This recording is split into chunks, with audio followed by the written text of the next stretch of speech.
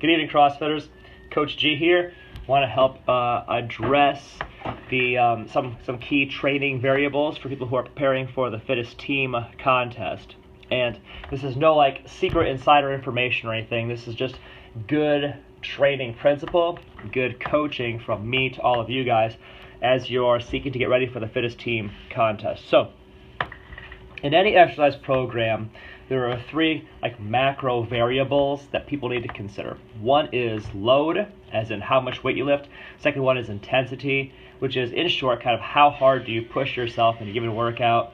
It's correlated or synonymous with your power output, the amount of work you do in the amount of time that you have. More work in less time is higher intensity. That's the intensity element, and then there's the volume element. How many repetitions do you do in a given day or a training session? How many training sessions do you do in a day?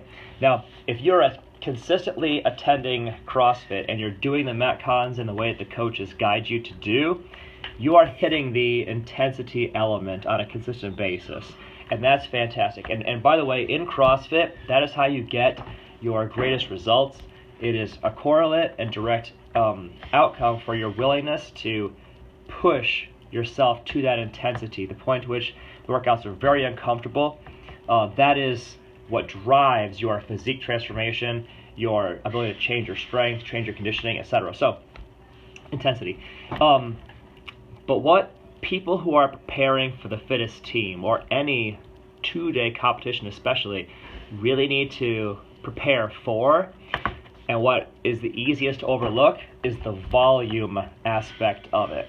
At any local competition, whether it be like the Greater Gateway Games, whether it be the Fittest Team contest, whether it be whatever, you're looking at doing multiple workouts in a day. Even if you're preparing for, say, like the Festivus Games, you have multiple efforts in a day, and you have to train and be ready, be prepared to have the work capacity to do multiple efforts in a day. So, in this video, I want to give you guys a little bit of a framework for how to approach and build up from status quo to doing multiple efforts in a day. Start here. Step one, you should be attending CrossFit consistently. You really need to be here at least 5 times a week. That way you have enough exposure to enough of the possible stimulus, and you have the consistency of exercise, which is an essential component to seeing results. So, number one, you got to be here 5 times a week, for sure. No exceptions. 3 times a week is not going to cut it in order for you to prepare for this contest. So, once you have that, that should be status quo. That should be baseline, par for the course. You've got 5 times a week under your belt as CrossFitting. Now, here's how you stack from there.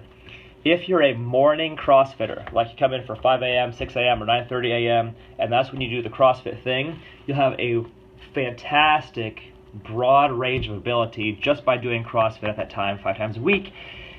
Here's how you layer up. In the evenings, go out for a longer cardiovascular-based effort. Maybe a 10 to 20-minute run. Maybe a 10 to 20-minute row in open gym. Maybe a 10 to 20-minute assault bike run in the evening. By spending a little bit of time on that second session, especially if it's running, rowing, assault biking, jumping rope, any of those monostructural elements, it'll help you to build the aerobic base that you need that will be universally applicable and valuable to you, regardless of whatever kind of conditioning workout might come up in a contest that you have. Plus, you may find that taking that time, sweating it out, going through a 10 to 20 minute or maybe longer conditioning effort as your second effort of the day may help you to flush out lactic acid and recover from your CrossFit workout a little faster. So it's multi-purpose and very, very valuable for you. So that would be how I would start building in a second session each day. I would start by status quo 5 CrossFit days a week, and then maybe 2 or 3 of those days of the week have this second aerobic capacity building second workout. Then, once you've been doing that for a couple of weeks, maybe add in a couple more aerobic sessions so that it's 5 days CrossFit, 5 days extra aerobic capacity as your training program. Start there. Then after that first month, as in let's say 1 month from now, switch it up where you take a few of the cardio-based workouts out and put in weakness stuff.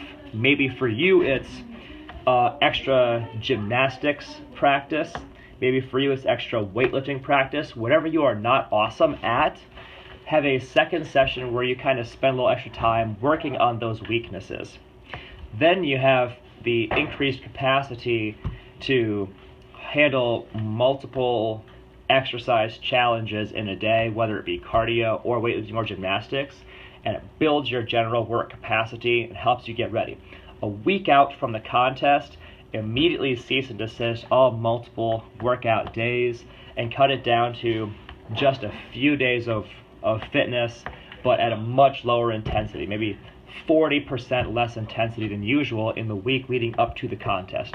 If you follow this general algorithm, you will be abundantly prepared for Festivus or the FTME or the Greater Gateway Games or whatever it is that you're preparing for, because you'll have a well-rounded capacity, a solid aerobic engine, skill and strength in gymnastics, and more. So keep these things in mind.